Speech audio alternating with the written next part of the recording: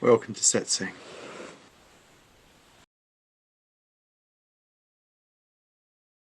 Could you please talk about the topic, Stop Believing in Thoughts, today?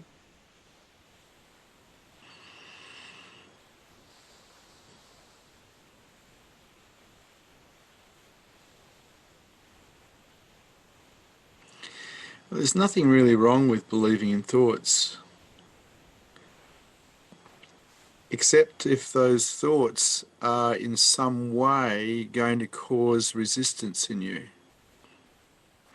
Thoughts of themselves are reasonably harmless. It's what you back them with that makes a difference in your consciousness levels. And so if we have a whole pile of belief systems which are made up of thoughts that cause contraction in us when the expectations of those belief systems aren't met, then there's a problem, because that contracting and that resisting takes you into lower consciousness, into a deeper dream. And so when we look at the mind, basically it is in itself just a tool that can be used in life. But we get programmed at school and by our parents and by our government and our religions to believe a whole pile of things that haven't been our own direct experience. In other words, we didn't discover these beliefs for ourselves. And on examination, we'll find there's quite a lot of those beliefs that don't have any evidence to support them. And this causes a problem, because if we just believe without looking, without experiencing for ourselves, we're basically being brainwashed. And so people are brainwashed to believe all sorts of things. And they get really defended and upset when things don't go their way. And that's a shame, because there's no need to do that. There's no need to suffer in that way. So for me, I started examining belief systems really thoroughly when I was about 19 years old, because I recognized that a lot of the belief systems put into me by my schooling, by my parents, by my religion, weren't based in any kind of reality. They were just ideologies. And as such, caused contraction in me when they were challenged, because I believed them to be real. And sadly, that caused suffering in me. And so I started to examine these belief systems, and anything that wasn't my own direct experience, in other words, my own discovery, I put in a maybe column rather than a I know that to be true column. And by putting it in a maybe column, the belief itself lost a lot of its power. And as a result of it losing a lot of its power, I didn't get caught in it anymore.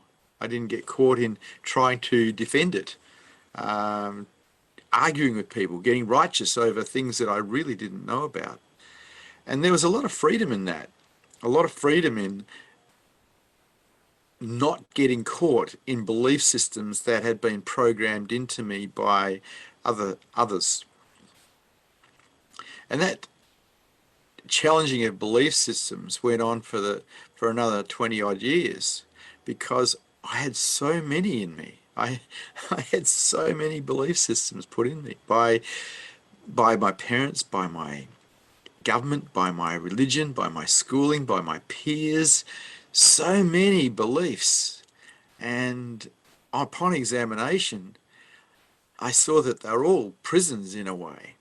And I wasn't interested in being a prisoner of my mind, a prisoner of beliefs that weren't even my own direct experience. And so I'm not the kind of person who has faith in that is not provable, faith in that is not my own direct experience.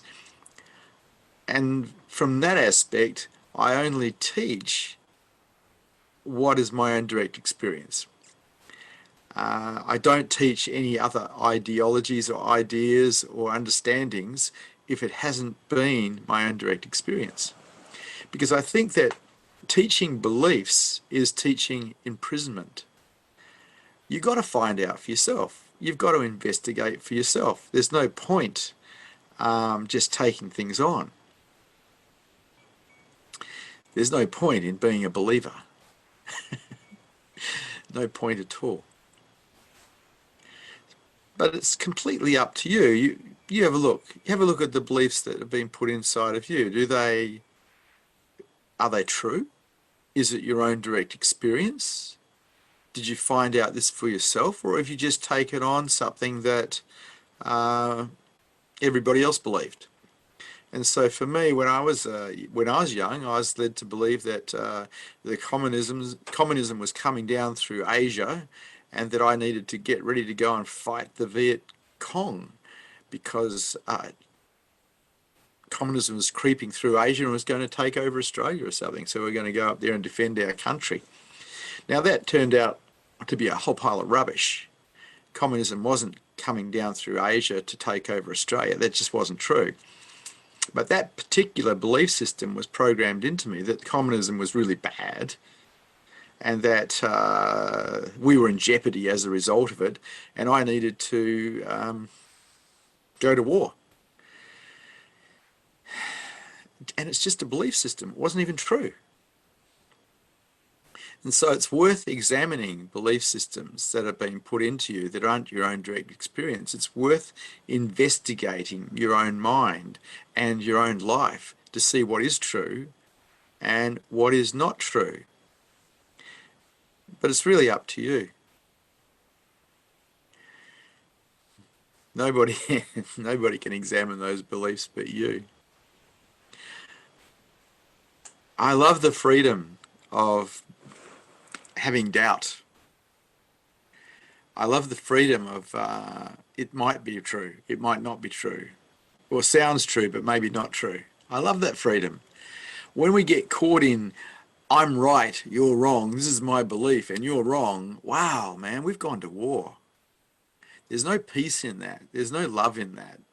And so a lot of these belief systems that were programmed into us are actually anti-love because they contract us and create resistance in us against others. And I really don't think that's the way to live. That's not the way of the heart. Love everybody. But to love everybody, you can't be contracting against them. You can't be in resistance against them. How can you be? It's the moment we go into resistance, the moment we defend ourselves, we close ourselves off from love. I think a lot of the wars, a lot of the terrorism in the world are created by belief systems. I believe this and I believe you're wrong, and what a load of rubbish. Belief systems are all prisons and they get people killed. But you as an individual can start examining your own mind to see what belief systems do you have, and are they real, or are they something that was put in your head by someone else that you've never really examined? It's worth having a look. Then we get down to other things like we have belief systems like, oh, people shouldn't betray me. And people go, oh, well, that's a good belief system. No, it's not. It's a bad belief system because people do betray. The truth is human beings betray quite a bit. And for us to actually hold a belief system that they shouldn't betray us is us being out of touch with the reality of the world we live in. And every time someone does betray us, because we hold this belief system, we're likely to contract and go into resistance and go into suffering, which we create for ourselves because there's an expectation on the belief system we shouldn't be betrayed. And so that was one of the ones that I found more difficult to remove because pretty much like everyone else, I was programmed to believe that people shouldn't betray me, but they do. It's like people lie, people thieve, people do all sorts of things that we could call unsavory, but that's the world we live in. And what brings peace is acceptance of the world we live in, not resistance to it. Resistance just darkens the place. Anger, wow, talk about take existence down the chute. All these angry protesters. Anger is a form of violence. You don't fix the world with violence. You fix it with openness and love. And the only way that you can be open and love and find love is to be in acceptance of life as it is, rather than in resistance to it. And people say, well, if I'm in acceptance of it, nothing will change. Rubbish. Of course you can change things from acceptance, from openness. Of course you can.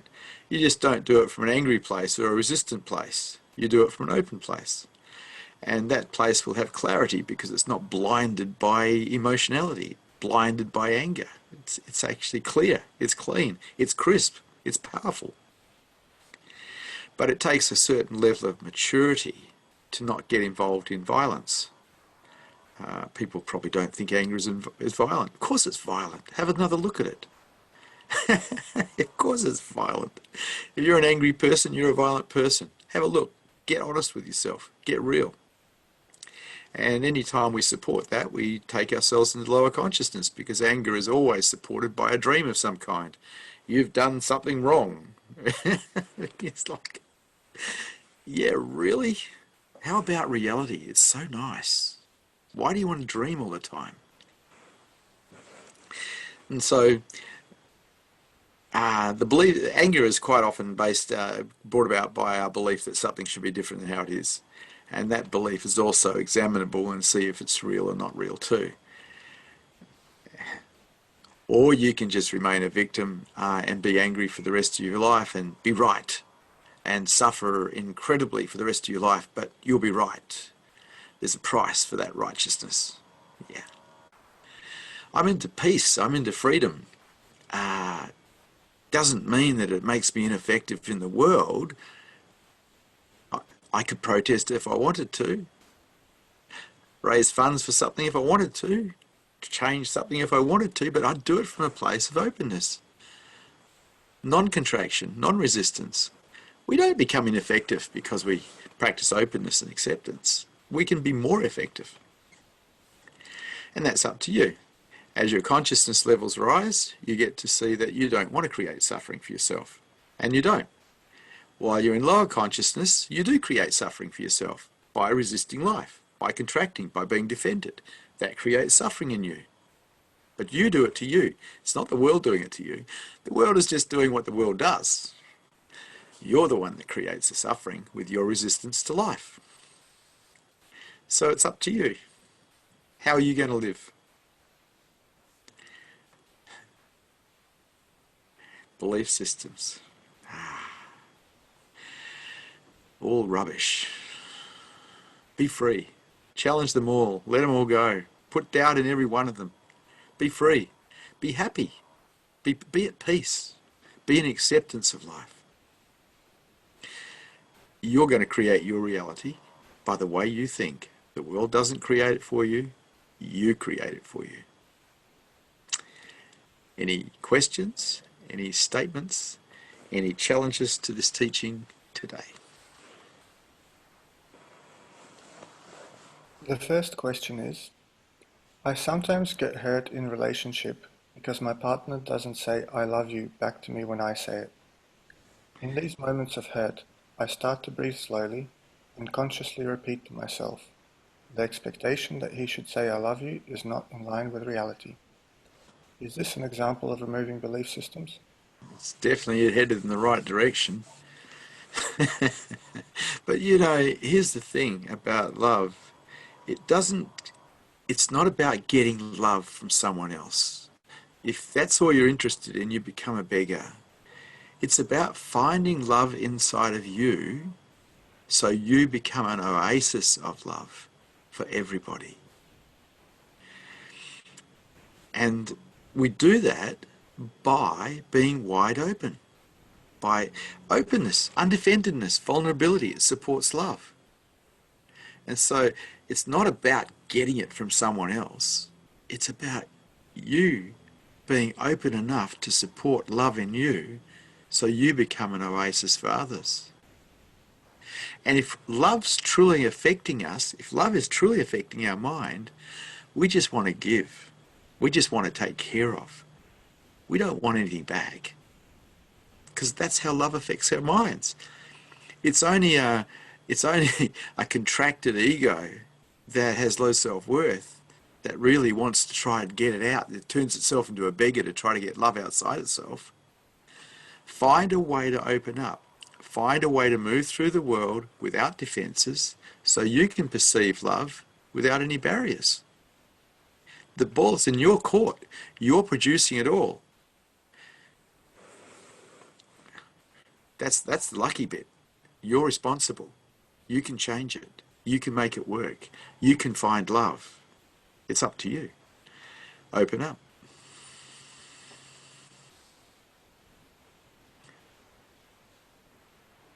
What's beyond the mind when I don't listen to my thoughts? Yeah, silence, stillness. There's something aware of the mind and aware of what it's doing, and through the mind and the senses, the world. What's beyond the mind is this that's aware of the mind. It's before the mind, and it's us. We are that. Before the mind, we are that. And it's aware of the mind, but it's not aware of itself. So someone who's enlightened has this that's aware of the mind, aware of itself, and that's ongoing, that's enlightenment. And so what's beyond the mind is knowing yourself as truth, because we are pure awareness, and when it's aware of itself, we know that in every moment. That's what's beyond the mind, reality. There's nothing real about the mind. It's a dream. Take away thoughts and there's nothing.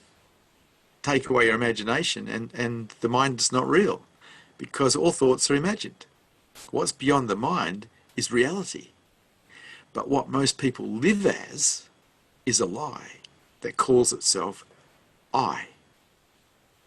And I is made up of thoughts, which aren't real. They're imagined. Take away your thoughts, and who are you? What are you really? What is this that is simply always aware and is always here? What's this that's aware of the mind? Find that and start living as truth rather than living as an ego, which is not who you are.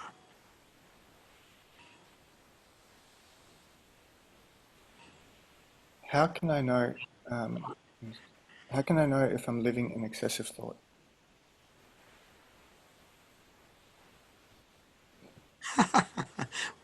What a silly question. Anything else? You got to be kidding. The next question is, you spoke about experiencing things for ourselves rather than just believing. How can I experience myself as beingness? Well, that's enlightenment. So the truth is you can't, because the I disappears. People don't understand that bit. The I doesn't ever wake up. It doesn't become enlightened. That's not a possibility. It's a dream in itself. It actually atrophies after awakening occurs, because it's seen for what it is. Absolutely false. It's not who we are. Take away your future, take away your past, take away your thoughts. Who are you? Because you're here. What is this that is here? What is this that's aware? That's of interest. But to wake up and stay awake for enlightenment to occur takes a fair bit on the part of the mind, because the mind has to be able to support that. Awakening itself is rather simple, awareness becoming aware of itself. But a mind that will support that is a mind that won't contract and attract attention to itself. And so then you're talking about a mind that is equanimous, a mind that doesn't get rattled, a mind that has actually practiced acceptance and can surrender. And that's something that you actually have to create. It's not something you were born with, not something you were programmed with genetically or causally. And so higher consciousness, it actually takes effort, because we have to change our default patterning to support higher consciousness. And super consciousness, we have to learn surrender. That takes effort. It is easy enough for awareness to become aware of itself, but for it to stay aware of itself, the mind needs to be able to support it. And this is where a lot of spiritual seekers fall down. They think, oh, all I need is a satori. And no, that's not all you need. A satori is just a glimpse. It's like an invitation to do the work. It's an invitation. It's an insight. And if you do the work and create a mind that will support enlightenment, well, then you've done the right thing to raising your consciousness levels, opening your heart, and getting free. That's going to be up to you, though, because you're the one creating your reality, nobody else. You want to experience yourself as beingness? Find yourself someone who's awake, who can help take you apart, help show you the way. That's the best.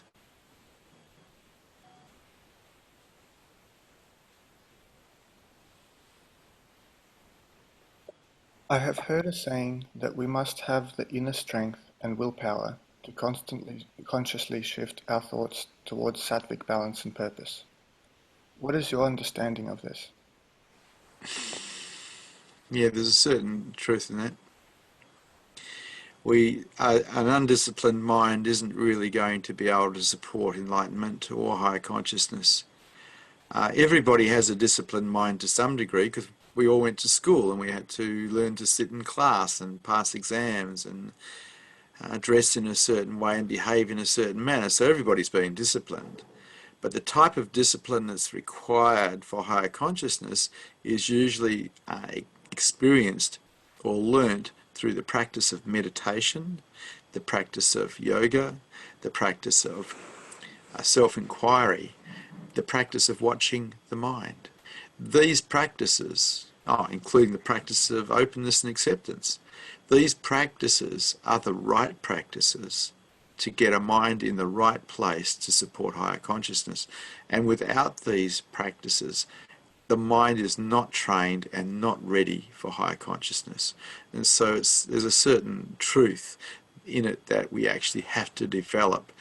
I wouldn't call it willpower, I'd just call it discipline. You see, usually people have got monkey minds, they're all over the place. A mind that has been trained will stay still. A mind that is trained will have a program that watches itself, an observer. A mind that is really well trained is just a toolbox.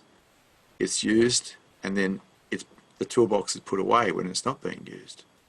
This is a well-trained mind. This is a mind that will support higher consciousness and enlightenment, because the mind is equanimous. It's at peace with itself. But that takes a fair bit of practice.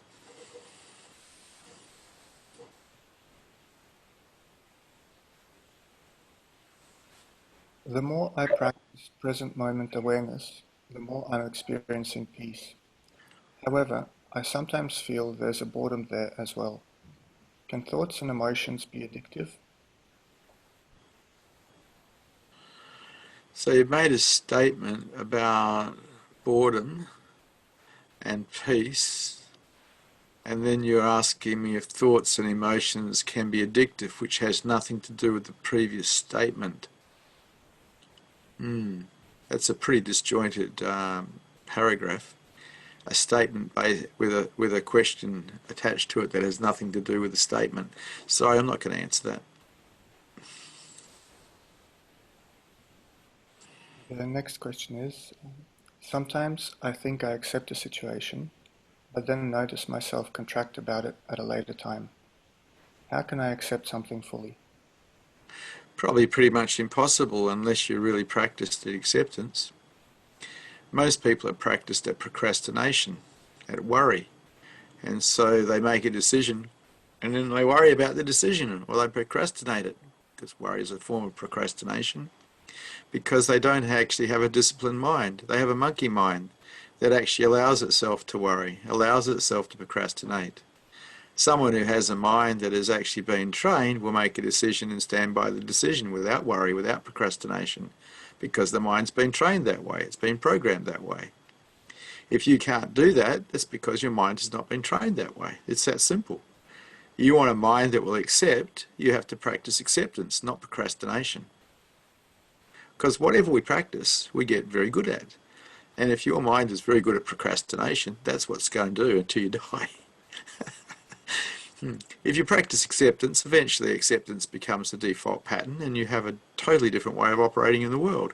A way that is peaceful, a way that is quite lovely. There is no joy in procrastination. There is no joy in worry. These are forms of suffering.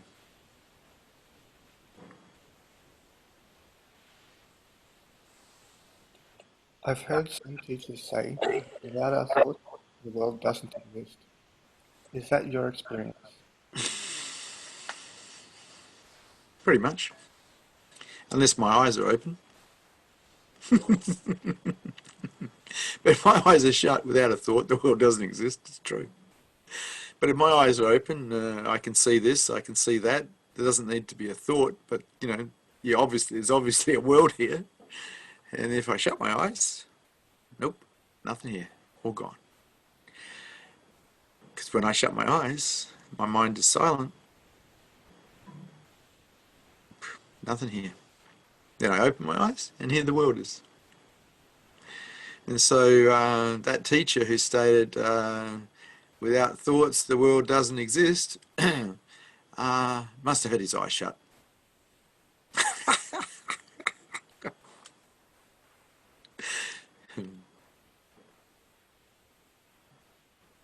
Uh, Tanya from Facebook has a comment question. She says, life lessons, I call it. You call it toolbox, yes?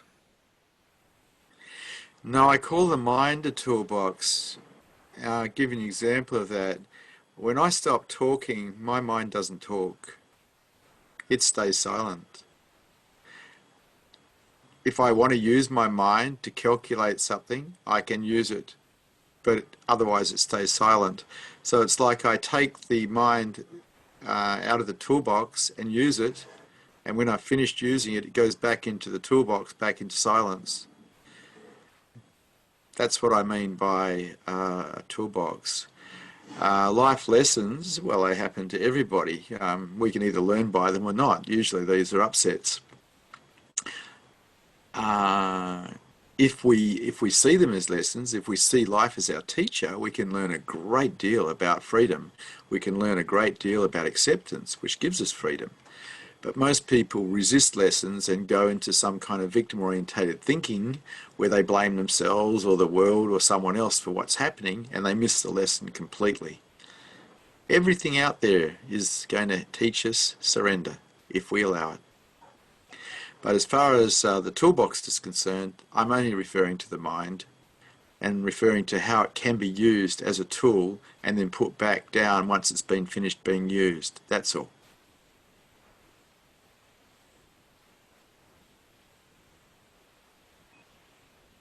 The next question is, do all thoughts need to be discounted, or are there some helpful and positive thoughts that have value? Well, it depends on what you're doing. At a high level of consciousness, when you're going for enlightenment, thoughts are kind of in the way. The only thought that's worth having is the thought, who am I? Or who's aware?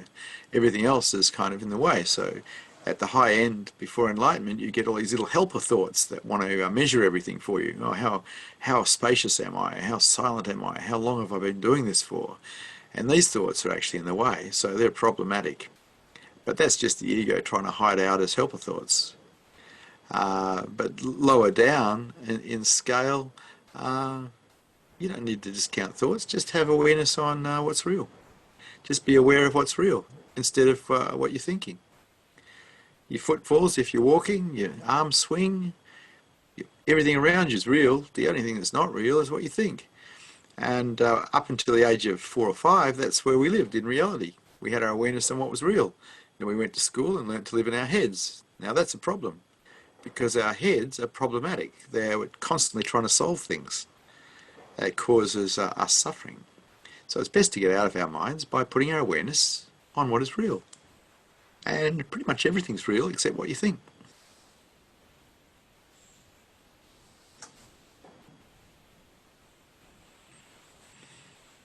Is it possible to not think at all as a human being? I think I answered that question just a little while ago. Anything else? Can you speak about the Buddhist concept of right thought? What is right thought? From my perspective, it's really, really simple. I've studied the Buddhist understanding of right thought, and it's quite complex. But my understanding of right thought is really, really, really simple. Anything that creates contraction in your mind is wrong thoughts. Because anything that creates contraction in your mind takes you into lower consciousness. Now, if we've practiced acceptance enough in life, we can have thoughts without contracting. We can have thoughts without resistance. And so I'm not against thoughts, not at all.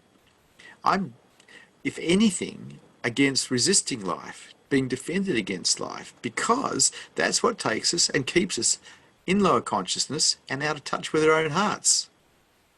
And so when it comes down to the concept of right thoughts, which is part of the Eightfold Path, I keep it really, really simple. Anything that contracts or creates resistance is the wrong way of thinking.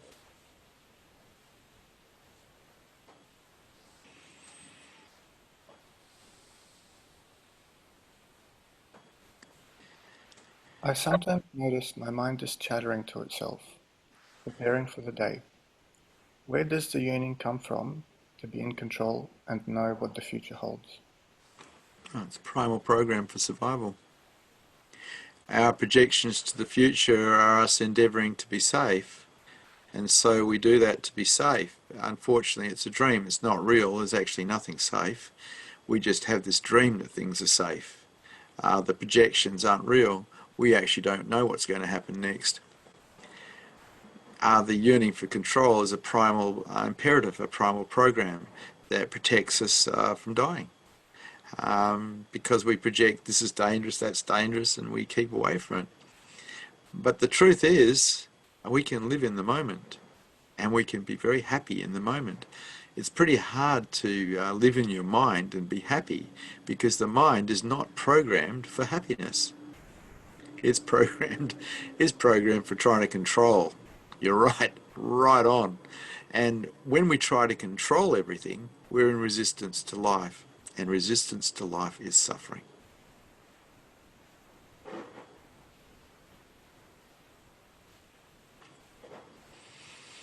I find myself contract when things don't go right and start to worry. What would help me to just be in acceptance of everything? Well, unless you've practiced acceptance, you're not going to be good at it, so nothing can help you. You're beyond help. Unless you've practiced acceptance, there's nothing can help you because you're going to run true to your default patterning, whatever that might be. Uh, Someone who's actually good at acceptance has practiced acceptance. There's no easy way. Whatever you practice is what you're going to be good at. If you can't relax, if you can't be in acceptance of life, it's because you've never practiced it.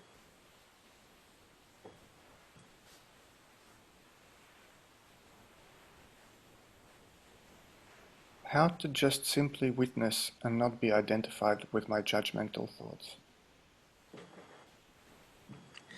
Well, for me, I started meditating, watching the breath, and after a while, I started watching my mind as well, from a detached space.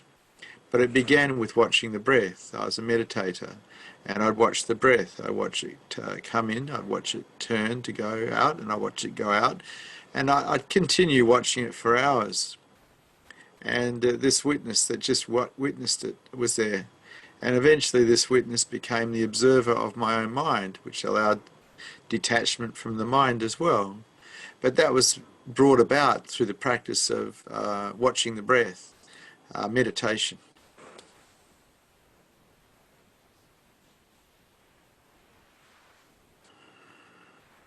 I've heard teachers say to stop the search. Does this just mean to stop following my thoughts? Uh, when you're in the presence of someone who's awake, they might say to you, stop seeking, because you just need to be with them.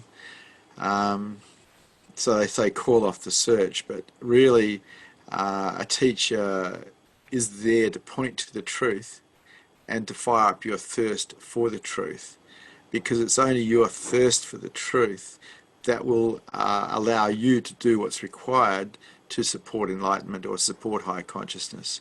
And so the call off the search thing is really just about when you're in the presence of someone who's awake, just be with that presence, because it's a doorway into your own true nature.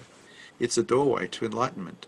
But as long as you're still searching while you're in that presence, you're kind of caught in your mind still.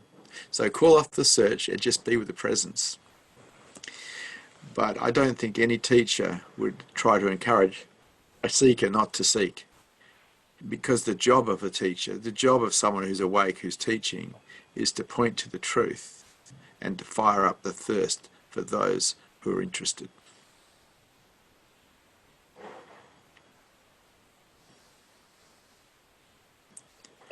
I'm afraid you discount the statement of the philosopher Descartes, I think, therefore I am. Can you explain why you disagree with this statement? Yeah, you got it wrong. I am, therefore I think. People, he thought that because he thought he was, I'm telling you we already are before thought arises, and that's a fact. We are already. Before thought begins, we are. Therefore, I am. Therefore, I think.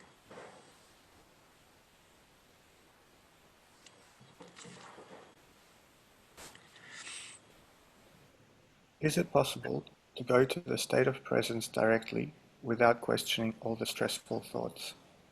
Yes, it is. Self-inquiry will take you there. The problem is you won't be able to stay there. And this is the downfall of Advaita Vedanta. People think they can just self-inquire, find themselves in truth and stay. No, it doesn't happen. If you haven't prepared the mind for what you find, it's not going to support it. Even Ramana Maharshi, an advocate of Advaita Vedanta, a very famous sage from the 1950s, said that the people who are ready for self-inquiry have already done the other work. They've already done all the meditations, the asanas, the chanting, whatever else. And then self-inquiry. And then self-inquiry works because the mind's been prepared for it. Otherwise, the mind doesn't support what's found. A mind that will support what is found is a mind that can stay quiet. A mind that actually doesn't contract and go to resistance with the world. And so, yeah, you can go directly. You can get a satori by self-inquiring. Sure. But all it is an invitation to do the work. Nothing else.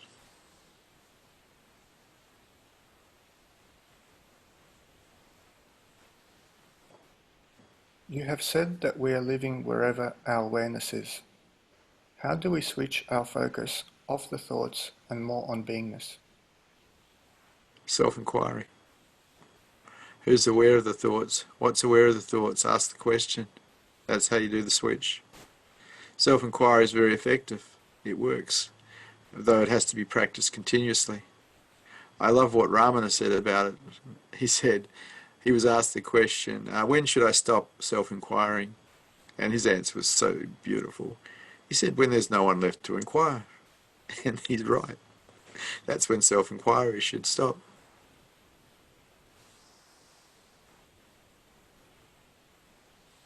Can self-inquiry still be helpful to a seeker who has not surrendered everything?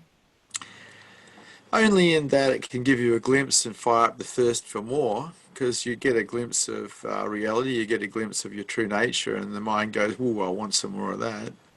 And so it fires up the thirst for it. That's about all it's good for. With the thirst, because once you've experienced yourself as beingness, you recognize that living as a mind is like living in a prison, and you want to get out of that prison. You want to get free. You want freedom. And so then you do what's required to get out of the prison. You try to get free. If you don't know you're in prison, which most of the world's population, they don't know, well, you're not going to try to get out of it, are you? So the seeker is someone who's realized they're in prison who wants to get out of it. And so you have a satori and it fires up that thirst for more. It's pretty cool.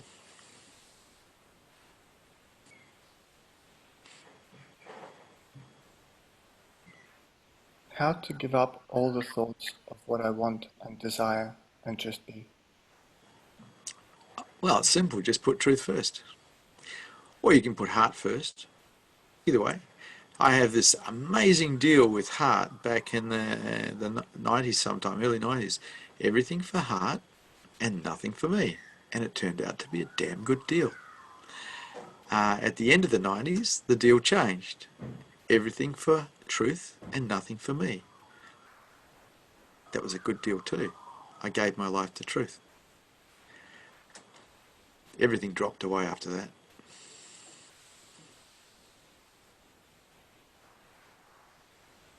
I've read that it's a good idea to stop thinking, so I try to practice it, but I find it just causes a lot of thoughts to happen. Do some thoughts create less activity? Well, you're doing it the wrong way. If you want to stop thinking, put your awareness on what's real. And keep your awareness on what's real. The most obvious thing that's real to all human beings is their own breath, because if they're not breathing, they're dead. But if you're alive, it's there. You put your awareness on your breath. You abandon thoughts and you put your awareness on your breath. You come back to the breath every time a thought appears. You just come back to the breath. And so what you're doing is practicing putting awareness on what is real instead of entertaining dream. As long as you entertain dream, you're just going to dream. You want to get back to reality, you've got to abandon the dream by putting awareness on what is real. This is called meditation.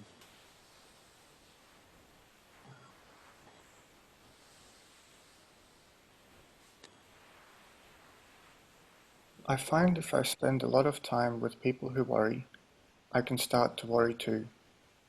How to get free from patterns of survival and out of my thoughts of worry. So I'll simplify the question for you. How to stop worrying. Stop worrying. Don't entertain it.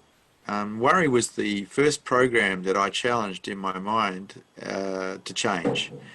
We can change our patterning in our mind. It's a little hard after the age of about 9, but we can change it because after the age of 9, all our patterns are default patterns, which means they happen automatically and unconsciously, including worry. But worry was one of the things I spotted when I was 19, and I saw, my mum worries a fair bit. I've inherited it, and I could see how much suffering it caused in her, and then I got to see how much suffering it caused in me, and I thought, this is just a pattern. Let's see if we can't stop it. And so every time worry arose, and I became conscious that it was worry, I stopped it. So I developed two patterns: one of watching to see if worry was there, and the second pattern was stopping. No negotiation, just stopping. And I practiced that particular methodology for a couple of years, and by the time I was about 21, I didn't worry anymore because my mind wasn't supporting a default pattern of worry. I developed a new pattern of not worrying. And that's how we change patterns in the mind. Usually we just stop them because they're detrimental. I don't think I added too many programs, just started removing the ones that were detrimental. By the way, worry and procrastination are pretty much the same thing. And so I saw procrastination as something that's worth stopping as well. I considered it worry, so I just stopped that too. You want to be real, don't worry. And don't procrastinate. Be with what's real. Arun has a question. Arun, how are you today? Good. I'm good, thanks. I won't. I won't ask you how you are today because I know what you'll say. Ah, how rude of you. I've asked you that question too many times. I do have a question for you today, though. My question is: so I'm having with my practice, I'm having a good time. It's good when I ask myself the question. Basically, it's a variant on who am I. It's a self-inquiry practice. The question I ask is, to whom is all this perception happening, as in everything that's happening around me. And it has this very centering effect, almost like going within myself. And Right. so sorry, you go first. No, go ahead. I'm listening to you. Well, I was just going to ask, is this self-inquiry what you essentially describe as the mind turning on itself? It could be, but it's too complex. Okay. I like the question, who's aware? Yeah. Or what's aware? So any thought arose in my mind, and the question would arise also, who's aware? The moment we make something complex, we're engaging the mind too much. Okay. You know, the less words we can use in self-inquiry, the better, really. Okay. Yes. I've, I've got another one for you. Look, if you ask who's aware and you start finding the silence and the stillness, you can ask yourself the question, you can ask yourself the question, describe the emptiness that you are. And if you start describing that silence and that stillness and that emptiness, it's another form of self-inquiry that takes you further and further back into awareness. Yeah. And that's very effective as well. But to get to there, first of all, you've got to ask who's aware and find the silence and stillness. Yeah. Yes. And even when you say it, then when I think of my more complex question, that I ask myself, the base of that question is exactly like you said. It's who's aware, Yeah, and it's that's. that same centering kind of dropping back kind of. And It's if you not. want to go Yeah. further, you can ask. Just, I used to do this with my partner at night time. We used to do self-inquiry late at night, and we'd Yeah. be asking the question, "Who's aware?" And then we'd be describing it. Because if you try to describe pure awareness, you're going to come up with silence and stillness, and emptiness and nothingness and vastness and no Yeah. bound. You're going to start describing awareness, and in so doing, you're turning awareness further onto itself. Yeah. So is that what you mean by the mind turning in on itself, or when you say that, is that something It's different? awareness turning in on itself. Okay. That's aware of the mind is turning back to itself. And the mind Yeah. is assisting this by describing what it's looking at, what it's seeing, what it's aware of. Did you say I'm resisting it by describing it, or? No, not at all. Not resisting it. By describing awareness, by the mind describing awareness, Yeah. awareness can turn further back onto itself. But also the mind is interrupting that stillness, correct? To describe it. It doesn't matter. It's Okay. it's like you're using a thorn to remove a thorn. Yeah. Throw them both away. Yeah.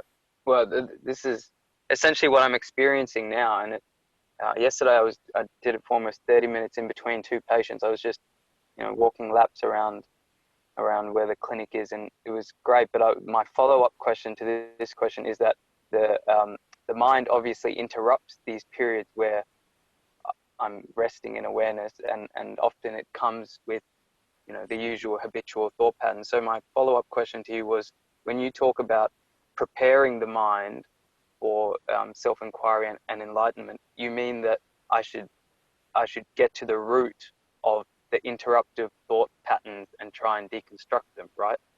No, I'm not talking about that. When Okay. awareness, if awakening occurs and awareness becomes aware of itself and stays aware of itself, in other words, locks on to some degree to itself, the Yeah. mind is still there and it's aware of itself and it's also aware of the mind. Yeah. Now, if the mind starts contracting and going into resistance, awareness is likely to pull itself away from itself and back completely onto the mind. That's what happens to me. And so that's why we have to learn to actually deconstruct the mind so it doesn't constantly contract. Yes. So is that what you mean by preparing the mind? Yes. Okay. And so how do I deconstruct these habitual useless thought patterns? Well, you've got to move to acceptance rather than resistance. And in moving to acceptance, you'll find that there's a whole pile of belief systems that support that resistance. Those belief systems have to have doubt thrown into them so they don't have power.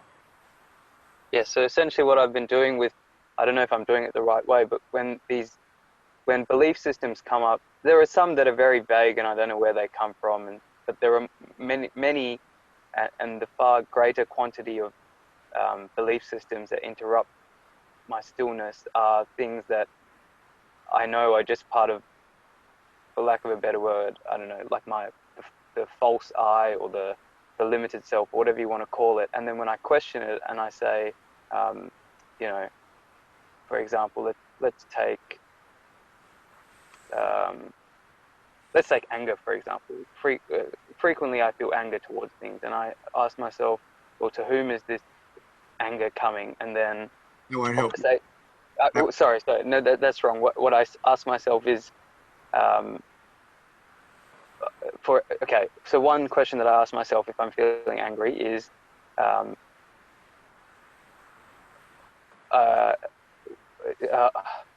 not going to be able to describe it properly. Let me try my best.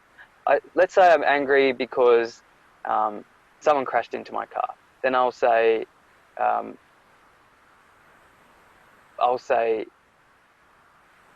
I angry? I'll say, is my body angry about this? I'll say, okay, I'm angry, but who is this I that's angry? Is it my body? And then I'll say, well, my body, there's just sensations in my body from this anger. Let's say heat. Then I'll say, is it my mind? And then I'll say, yeah, but my mind is just thoughts. Thoughts can't be angry of themselves.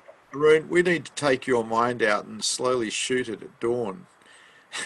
you, you, you're making it too complex, and really it has to be simplified. Basically, if you're getting angry, it means you're being a victim of something, and that means you're supporting victim-orientated thinking. That's one of the things that has to be challenged, because as long as we are victims of life, we take ourselves into lower consciousness. You just have to stop being a victim, which means accepting things the way they are rather than resisting things the way they are.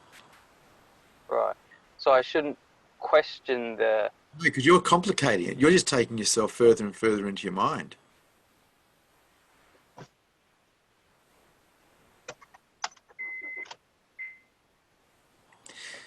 And you have the ability to do that, but it's not the way. The way is to get out of the mind. And you get out of this sort of contraction and anger by actually learning to not get angry. And we learn to not get angry by not supporting victim-orientated thinking, because we can't be angry unless we've turned ourselves into a victim of something.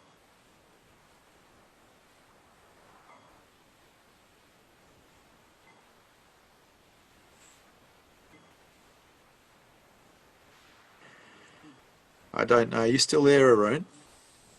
Or did I say something that really upset you? I think we've lost Arun. Seems so. The next question is, are we most likely to have awareness become aware of itself whilst practicing ambient awareness?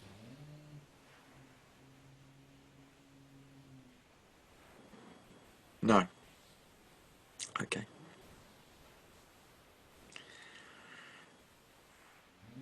Why do I have to understand my mind if I'm not my mind? Because it's in the way, and if you don't understand it, you can't remove it. It's simple. It's actually an obstacle. There are no other obstacles in the way of enlightenment except the mind, and the identified mind in particular, the I. There are no other obstacles. But if you don't actually understand it, you can't undo it. You can't remove the obstacle. And if you can't remove the obstacle, it's going to remain in the way.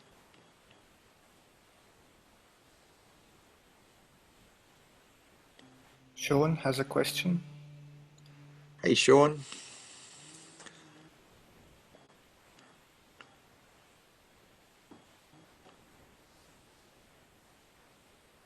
Sean, you're muted.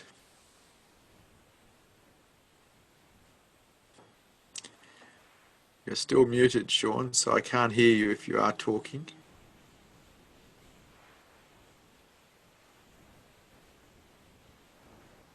Sorry, I can't hear you. You must have muted yourself at your end, because you're definitely unmuted this side. Mahan, can you continue, please? Yes. Sometimes when I sit silently, I find I contract over the smallest things, like a car driving past or a door slamming. Yet other times, those things don't bother me, and I can keep my attention on the breath. Why would this be? Lack of acceptance. lack of tolerance in yourself, lack of acceptance of what's happening? Have a look and see. Is it that you're in acceptance of what's going on, or are you in non-acceptance of what's going on? What's the bet if you're contracting? You're in non-acceptance. And guess who's in charge of that? You. Because you're the one doing the non-acceptance. And so if you want to be open and you want to be okay with things, you have to be okay with things. You are the one in charge of you. You create your thoughts. Nobody else does it. You're accepting or you're not accepting. The responsibility is totally yours.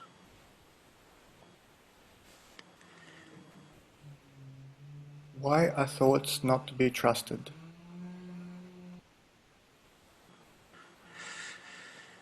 So I decided to examine my mind when I was a teenager because I realized that I'd been programmed um, by people who really were quite lost. And what I found was a lot of the belief systems that I've been programmed with, or another way of putting that is brainwashed with, were just not real. They were just not real. There was no evidence to support them. And so I started to not trust my mind because I recognized that it had been programmed badly. It had never been programmed for freedom. It had never been programmed for happiness. It had actually been programmed to be a problem solver and to be an efficient little machine at suffering. And so I decided to not trust it and to throw doubt into just about everything it did.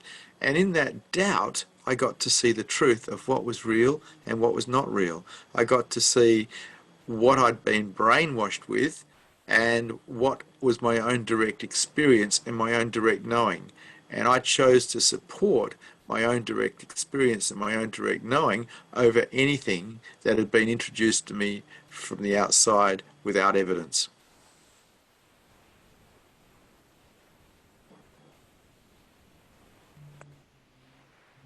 How do I stop believing my thoughts without losing confidence in the world?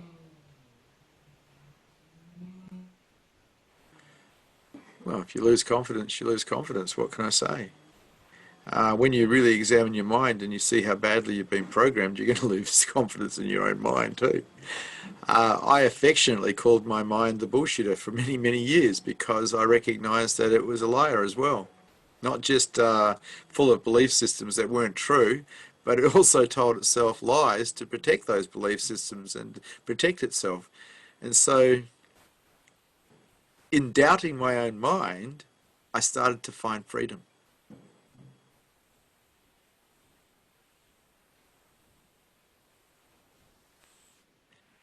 How can I change from a dualistic focus of my thoughts and live more free of my mind? Well, you'd have to find awareness on awareness, and that's enlightenment. That's brilliant. Because when awareness is aware of itself, there is no such thing as duality, there is just one. But that's enlightenment, and that's what the seekers are attempting to achieve, enlightenment, finding themselves as that is always here, that hasn't been born, that does not die, that is everything. And human beings can discover that. That's the quest of the seeker. Thank you for satsang. Good to see you brave hearts here today.